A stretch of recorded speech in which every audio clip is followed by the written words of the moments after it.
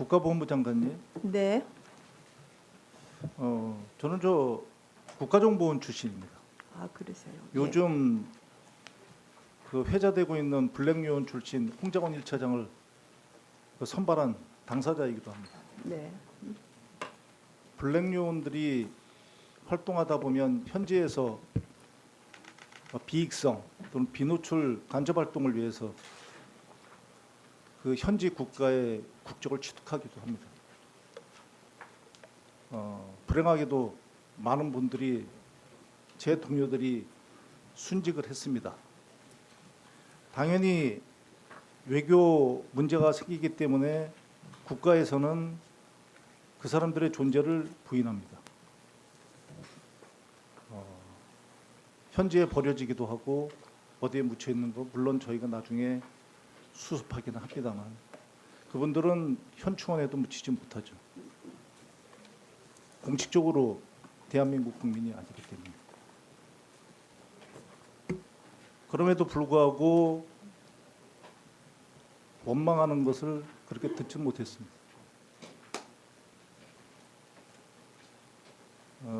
살아 돌아온 그 블랙요원들과 접촉해서 얘기하다 보면 이런 얘기를 공통적으로 합니다. 정말 자기가 어렸을 때 뛰어놀던 그것도 다시 보고 싶었다. 사랑하는 가족들과 조용하게 남은 생을 살고 싶었다. 실질적으로 그렇게 삽니다. 국가가 소위 망해서 현재 망명해서 오직 대한민국의 독립을 위해서 희생하셨던 독립군들의 독립투사들의 꿈이 그렇게 대단했을까요? 저는 블랙요원들과 다르지 않았다고 생각합니다. 소박했을 겁니다. 독립된 사나이에서 정말 가족들과 조용히 살고 싶었을 것입니다. 그분들이 정말 국적이 없어서 대한민국이랑 국적을 취득하지 못해서 중국 국적을 취득했다 칩시다. 그분의 국적이 중국 국적이라는 게 과연 맞을까요? 전 장관님뿐만 아니라 장관님께서 어쨌든 국적이 김구 선생님의 국적이 대한민국이라고 말씀하시는데 전 믿어 의심치 않습니다. 당연합니다. 하지만 네. 많은 일부의 분들이 중국 국적인 것처럼 말씀하시고 있는 것도 사실 아니겠습니까? 그렇다고 한다면 저는 보훈부 장관님께서 나서서 이런 걸 바로 잡아줘야 된다고 생각합니다. 우리나라는 아마 지금의 평화 시기를 갖다가 그 어느 때보다도 오래 저희가 영위하고 있지만 언젠가는 국가가 굉장히 누란의 위기에 처해지는 시기가 올 수도 있을 것입니다.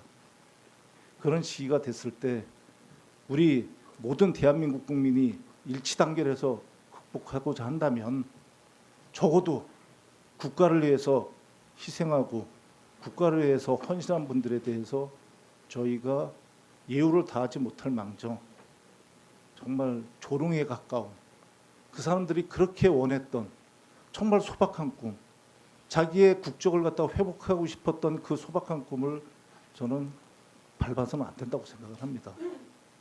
그래서 보훈부 장관님께 부탁드리면 그런 일이 있을 때 저희가 이런 질의를 했을 때 답변하시기 전에 보훈부 장관 아니시겠어요? 보훈부 장관님께서 딱 나서셔서 그런 분명히 틀렸다. 그런 이렇게 얘기해서는 안 되고 국가의 정체성을 위해서 그런 그분들의 국적은 대한민국이어야 한다. 이렇게 말씀해 주실 수는 없겠습니까? 답변 드려도 될까요? 네. 네, 제가 국회의원 중에 가장 의원님 존경하는 답을 제가 지금 접하고 있습니다. 그렇게 해야 한다고 생각을 하고요. 이미 국회 예결이라든지 이런 과정에서 똑같은 질문을 받았을 때 제가 일제 강점기에 우리 국민의 국적은 한국이라고 밝힌 적이 몇 번에 걸쳐서 있었습니다. 그러나 다른 김문수 장관님이라든지 다른 질문에서 여러 논란이 많이 나올 때마다 거듭 저희는 했는데 이것을 전국적으로 언론 매체나 이런 거는 나름대로 최선의 노력을 했음에도 불구하고 여전히 이런 논란이 가중이 되니까 정말 안타깝게 생각하고요. 이미 1965년에 한일 기본 조약에 의해서 1910년 이후의 모든 것은 무효이기 때문에 일제강점기 우리 국민의 국적은 한국이었다고 이미 정부는 표명을 했습니다. 이것을 제가 계속 반복해서 말씀을 드렸다는 것을 다시 한번 말씀을 드리고, 이와 같은 맥락에서 모든 국민과 공직자라고 하면은 더더욱이 그에 따라야 한다고 생각합니다.